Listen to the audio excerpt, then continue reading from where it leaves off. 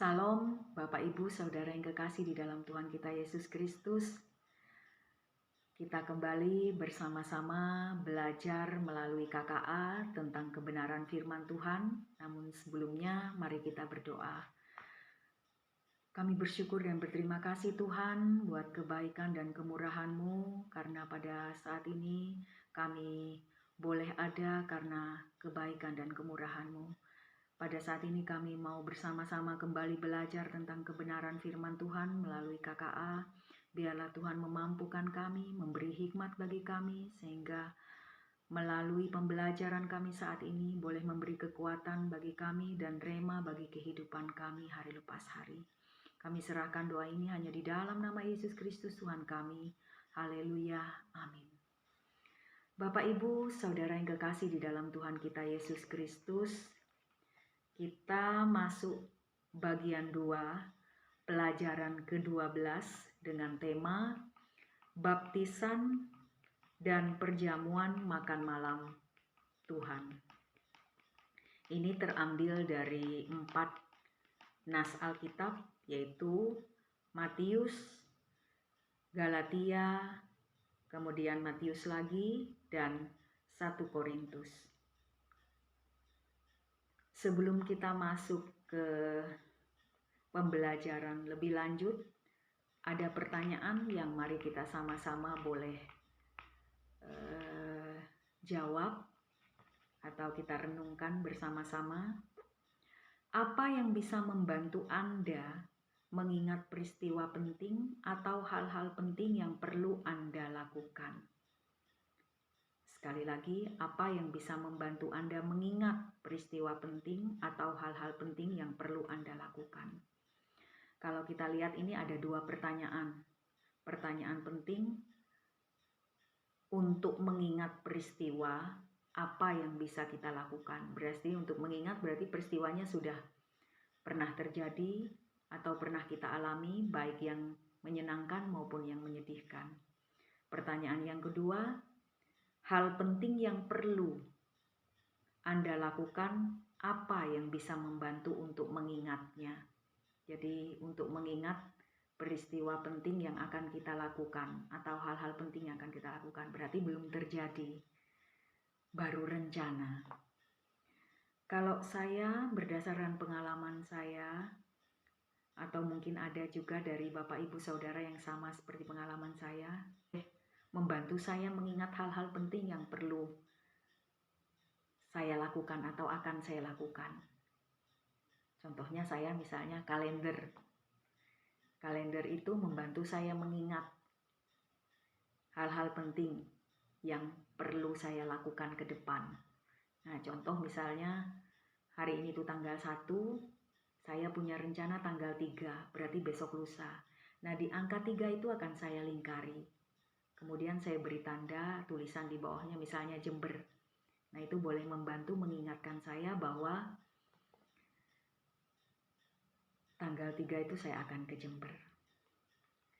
Nah, Bapak Ibu yang kasih dalam Tuhan kita Yesus Kristus, melalui pelajaran kita pada saat ini, sepertinya Matius dan Rasul Paulus mau mengingatkan kepada kita bahwa ada peristiwa-peristiwa penting yang sudah mereka alami maupun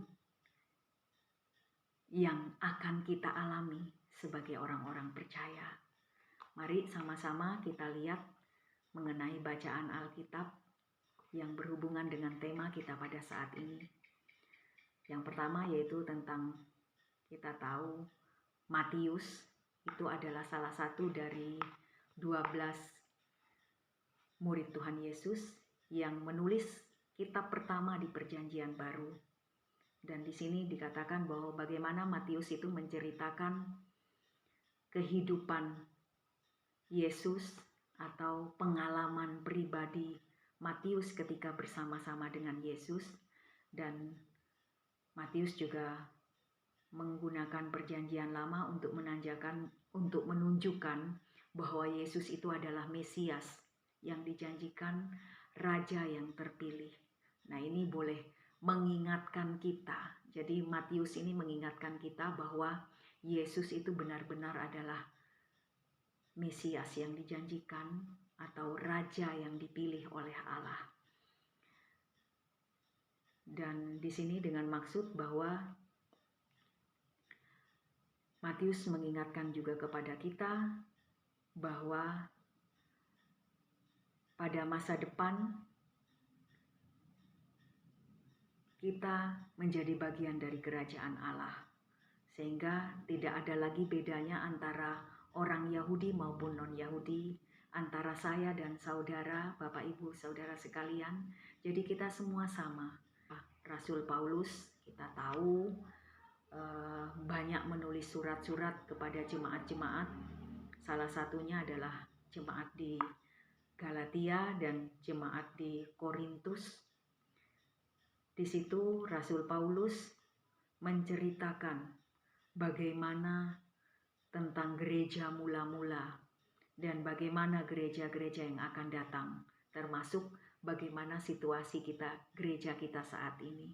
Dan di sini ditulis oleh Rasul Paulus bahwa menegaskan bahwa setiap orang itu dibenarkan dengan Allah dengan cara yang sama, yaitu apa?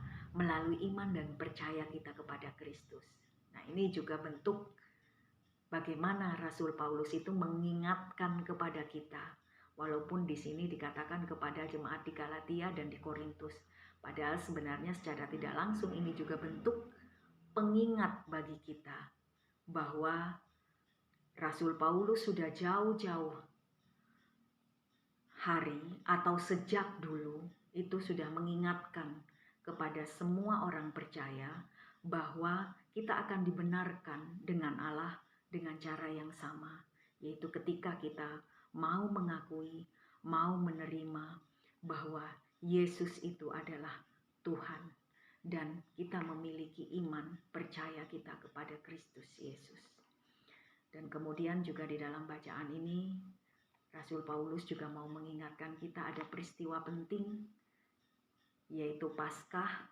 Nah, ini juga boleh mengingatkan kepada kita bahwa kalau dulu Paskah itu adalah bentuk perayaan penting bagi bangsa Israel untuk mengingatkan mereka bagaimana penyertaan Allah yang melepaskan mereka dari Mesir, keluar dari Mesir dan sampai dengan tanah perjanjian.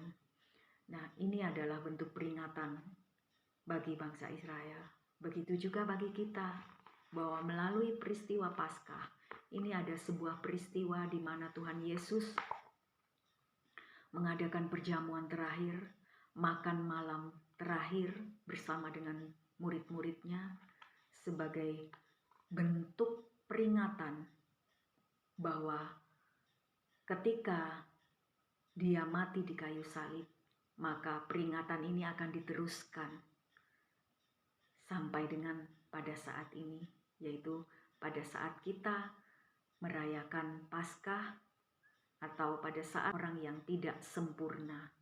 Karena itu kita tidak perlu khawatir, bukan berarti ketika kita menjadi murid-murid Tuhan Yesus, memiliki iman dan percaya kepada Yesus, kita sempurna. Kita tetap adalah orang yang tidak sempurna, seperti yang dikatakan oleh Rasul Paulus kepada jemaat di Korintus. Namun dengan demikian, kita mau berusaha bersatu hati, bersama-sama bekerja sama untuk mewujudkan gereja yang sesuai dengan kehendak Allah. Karena gereja ini adalah seperti halnya tubuh Yesus, kita berada di dalamnya. Kita adalah anggotanya, kita adalah bagian dari tubuh Kristus.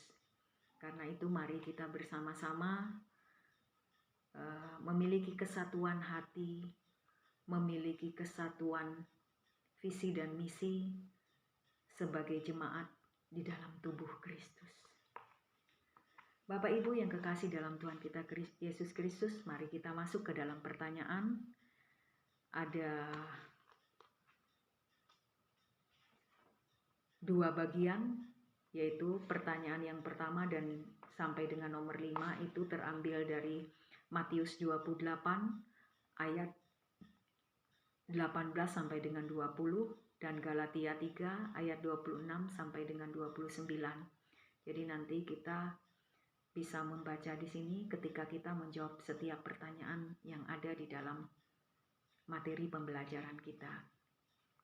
Pertanyaan nomor 1.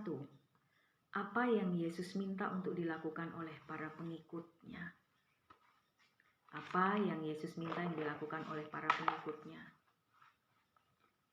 Yang diminta oleh Tuhan Yesus bagi para pengikutnya adalah kita boleh menjadi orang yang taat dan setia dan mau hidup menurut kehendaknya atau kehendak Allah. Itu yang dikehendaki oleh Tuhan Yesus di dalam kehidupan kita sebagai pengikutnya. Yang kedua, apa yang ditunjukkan oleh baptisan? Kita bisa lihat di dalam ayat 26 sampai dengan apa yang ditunjukkan oleh baptisan. Melalui baptisan kita boleh ditunjukkan bahwa kita bukan lagi orang asing. Kita bukan lagi orang-orang yang seperti orang-orang yang tidak mengenal Allah, tidak mengenal Yesus Kristus. Jadi ketika kita dibaptis, kita menjadi baru. Kita sudah berada di dalam Yesus. Kita sudah menjadi bagian dari tubuh Kristus. Itulah yang menjadi makna atau apa yang ditunjukkan oleh baptisan. Pertanyaan yang ketiga,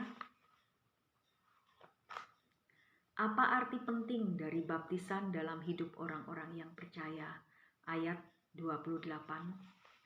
Untuk pertanyaan yang ketiga sebenarnya ada hubungannya dengan pertanyaan yang nomor 2, yaitu arti pentingnya ketika kita dibaptis adalah kita akhirnya memiliki komitmen. Itu pentingnya dibaptis, maka kita akan memiliki komitmen. Komitmen itu apa? Komitmen itu adalah sebuah usaha. Usaha maksimal untuk melakukan apa yang menjadi kehendak Allah di dalam kehidupan kita. Jadi itu untuk pertanyaan yang ketiga. Pertanyaan yang keempat, apa janji yang Allah berikan kepada Anda sebagai anggota keluarganya? Pikirkan tentang janji-janji yang telah Anda baca dalam Alkitab beberapa bulan ini.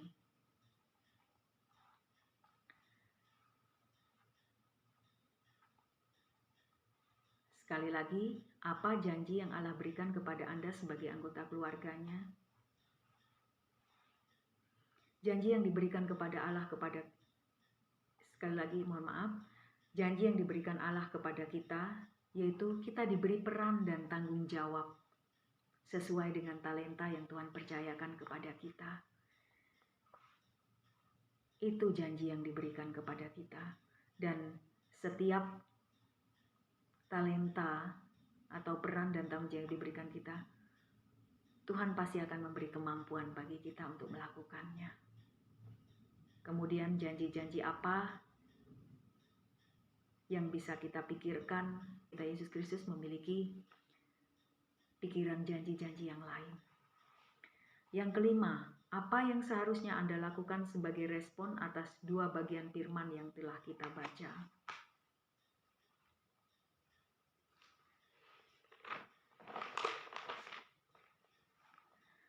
Respon kita otomatis adalah kita harus siap menyangkal diri. Kita harus siap memikul salib setiap hari. Kemudian kita masuk ke bagian nas Alkitab yang kedua, yaitu Matius 26 ayat 26 sampai dengan 29 dan 1 Korintus 11 ayat 23 sampai dengan 26. Pertanyaannya yang keenam, apa ajaran yang Yesus berikan kepada kita yang kita harus atau seharusnya terus ikuti sampai dengan saat ini?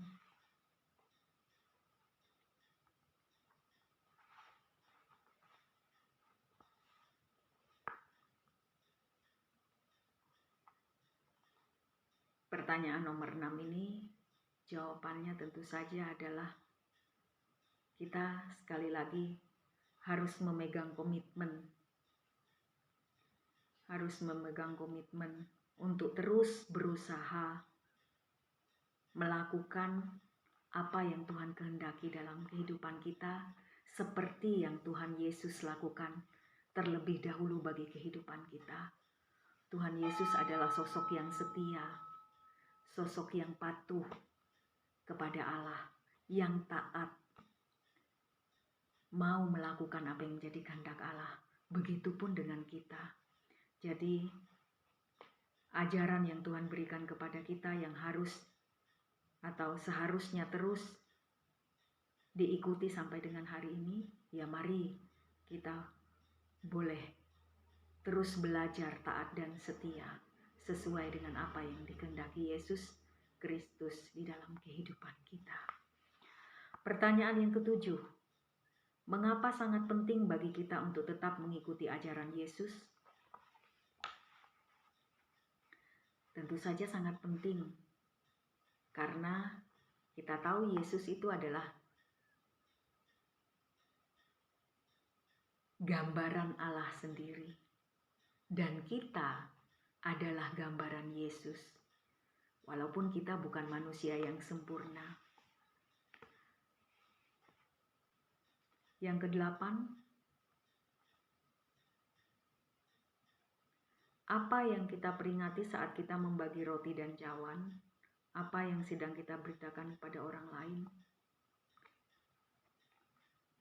Yang kita peringati saat kita membagi roti dan cawan, yaitu perjamuan makan malam bersama dengan Tuhan, atau yang saat ini lebih dikenal dengan perjamuan kudus, sebagai bentuk peringatan bagi kita bahwa Tuhan itu terlebih dahulu sudah mengasihi kita dan mau berkorban bagi kehidupan kita. Dan yang kita perlu beritakan kepada orang lain, bahwa kita mau bercerita bagaimana kasih Tuhan itu nyata di dalam kehidupan setiap umat manusia, khususnya bagi orang-orang yang percaya kepadanya, yaitu dengan merelakan tubuhnya dicabik, darahnya bercucuran di kayu salib. Yang kesembilan, apa makna penting perjanjian baru ini bagi hidup Anda?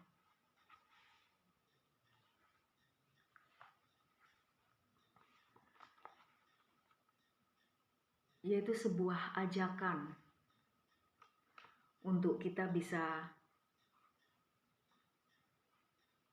menghormati, menghargai apa yang Tuhan sudah lakukan dalam kehidupan kita. Dan melalui perjanjian baru ini, kita juga diingatkan bahwa kita sudah dimerdekakan oleh Tuhan. Dan kita sudah diberikan kenyamanan yang luar biasa, karena Tuhan sendiri hadir di tengah-tengah kita dan mau berkorban bagi kehidupan kita. Pertanyaan yang ke-10, dari yang telah kita baca dan pelajari, kegiatan-kegiatan apa yang seharusnya dilakukan kaum percaya dalam Yesus sampai Ia datang?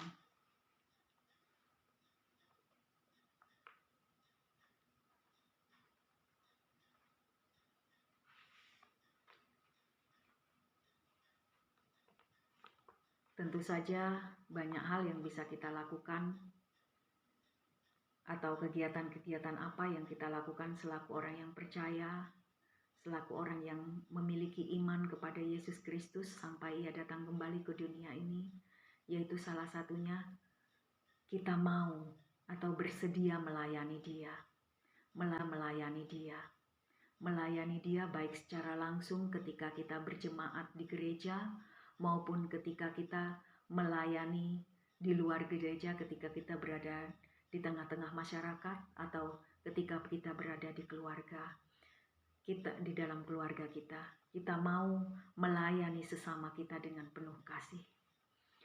Pertanyaan yang ke-11 atau yang terakhir, bagaimana kegiatan-kegiatan ini menjadi hak istimewa sekaligus menjadi tanggung jawab orang percaya. Sekali lagi, kita kembali pada kata komitmen tadi. Jadi kegiatan-kegiatan atau pelayanan-pelayanan kita tadi akan menjadi istimewa ketika kita memiliki komitmen